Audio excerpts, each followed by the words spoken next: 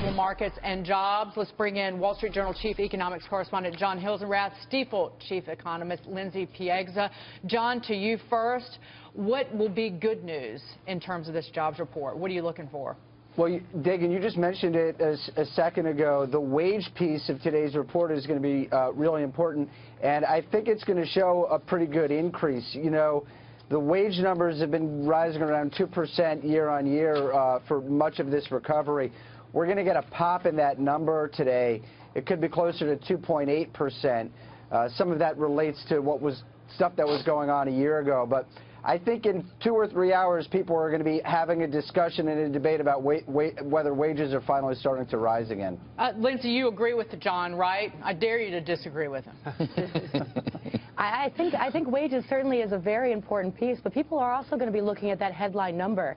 The median consensus is looking for about 200,000, which is really the bare minimum that we should be expecting on a monthly basis. Remember, we need right around 200,000, just roughly the number to cover new entrants, population growth. So I think given the volatility in the market and the downward trend that we've seen in most recent reports, the market really needs a strong report this morning to start building confidence that the Fed's decision to raise rates in December was the appropriate course of policy action. But Keith McCullough, will a strong jobs report, though, will it cement thinking that the Fed is going to move more aggressively going into the year? And I'll get back to John on this. And would that rattle investors? Because we're in this really tough spot. Yeah, and I've resolved myself at this point to thinking like a Fed head does, because you have to. I mean, consensus thinks in absolutes. We think in rates of change. So if you look at the rate of change, and this is what John mentioned, the rate of change in either non-farm payroll growth or in wage growth, these are pro-cyclical or late cycle indicators. As you can see in the chart that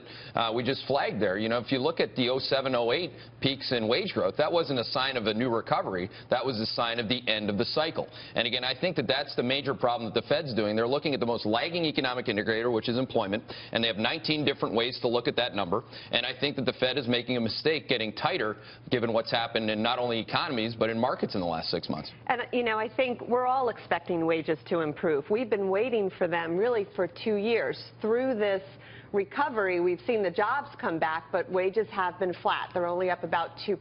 So, again, today's report, we're only going to get a look at the hourly wages. But we do expect that number to really move. If it doesn't move, then it is a concern that the employment picture isn't as good as maybe the Fed thought it was. Yeah, wage growth has been running 2.3% to about 2.5% in terms of the average hourly earnings in the last 3 months or so. And in a normal recovery, wages usually come back at least at 3%, and we just haven't been there throughout the whole process. Well, there's nothing that's really normal, like when people call it normal. I mean, you can look at CapEx cycles, you can look at wage growth cycles. There's absolutely not. This is why the Federal Reserve's forecast is just naturally too high, because they think that we're in a 1990s type of a cycle, which we're clearly not. John, go ahead. Well, so I was going to make a point about, you know, you said if this is a strong report, are people going to get upset because it's going to mean the Fed's going to be more aggressive. I think the Fed has made very clear at this point that they are not going to be aggressive.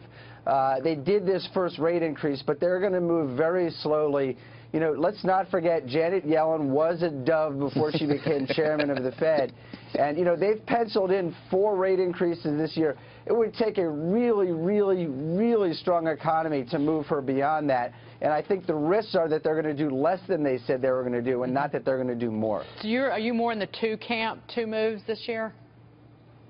Are you asking me? Yes, sir. You know, I'm not in a camp. I'm just kind of trying to figure out what they're going to do. And they say right now that they think they'll do 4 times, but I think as the minutes of their meeting this week showed, there's a lot of risks out there, particularly on the inflation front, that could lead them to doing much less than that. Look, I'm in the 0 to 1 camp here for rate hikes. The one thing that's going to change my mind is not going to be the non-farm payrolls number. I think that's old news here. It's going to be this wage number. If that wage number can come in at plus 2.8 or better, or if we get, you know, if that moves the ECI, and if that means that this, you know, dare I say, the core PCE moves, well, wow, then we can get some more rate moves here. That's the only thing the Fed's going to worry about here. By the way, the other thing they're worried about is crazy moves in the market here. This is what's going on. They say, no, we don't care, we don't care. Frankly, John, when they talk to you, they talk economics. When they talk to guys like me, they talk market. They talk to you? Really? I'm just kidding. Yeah, let's hear